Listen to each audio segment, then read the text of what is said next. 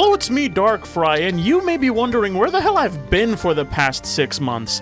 The answer is I've been playing a bunch of JRPGs and writing what is currently a 15,000-word script. I was planning on just silently working on what will eventually be my magnum opus, but it feels like I can't do that right now. Fascism is on a meteoric rise in America right now.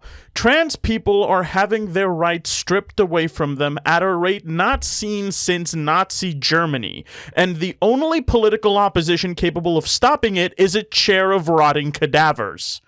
So, why am I making this video?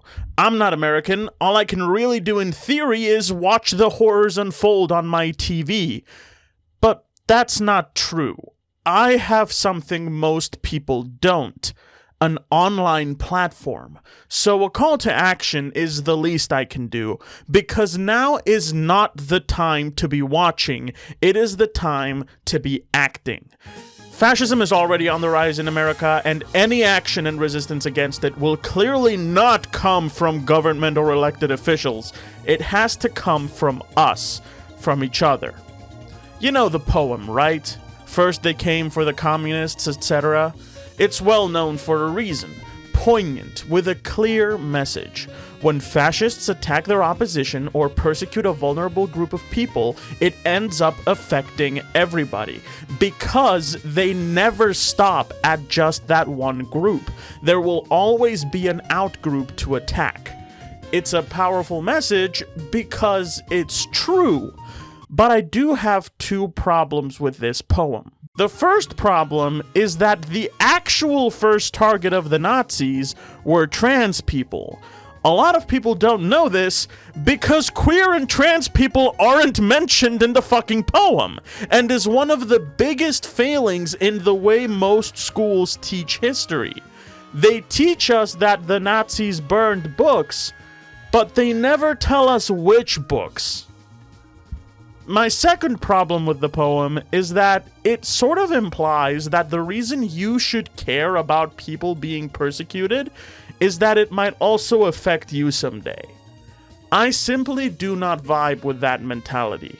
Yes, the fascists will not stop at just trans people. Their attacks on human rights will make everyone's life worse.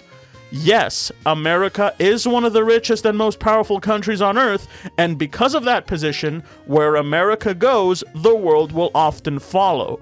That is all true. But it shouldn't have to be. Trans rights are under attack, and trans lives are at stake.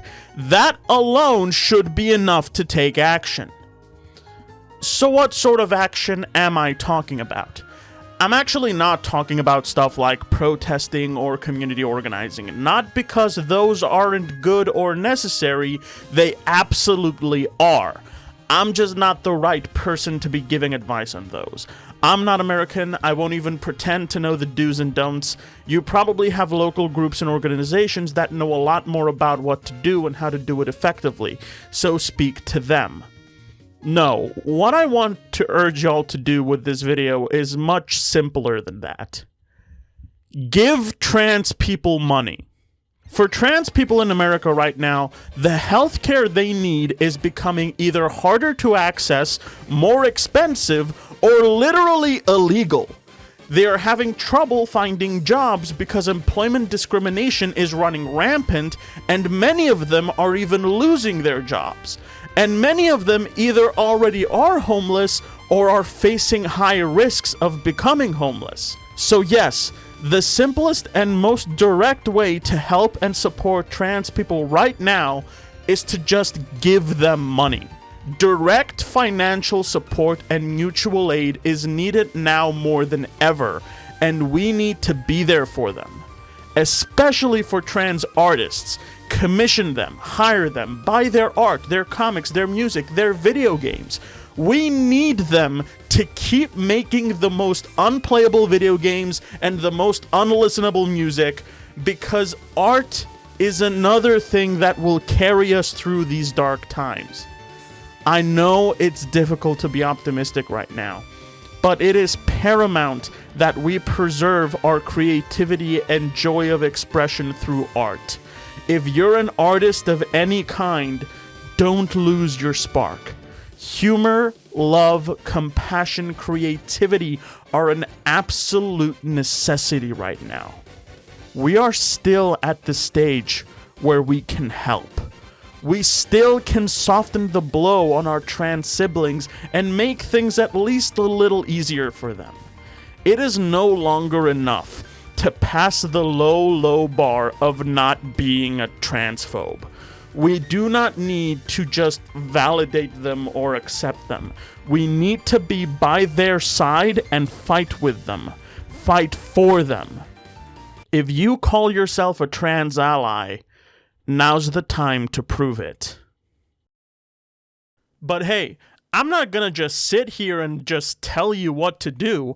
I have to put my money where my mouth is, and also use this online platform I have. On the weekend of the 22nd and 23rd of March, I will be hosting a 48-hour charity stream marathoning all of the mainline Mario games for Trans Lifeline. Trans Lifeline is a trans-led organization that provides microgrant services and safe crisis hotlines to trans people. Organizations like these, founded by trans people for trans people, are doing vital work to help those who need it most.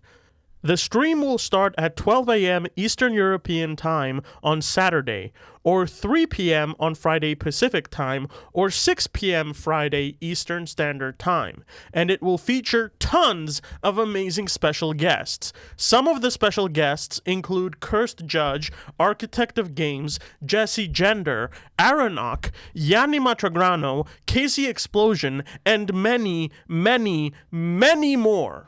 I also have some amazing donation incentives prepared, so come hang out and donate to help trans lives. See you there.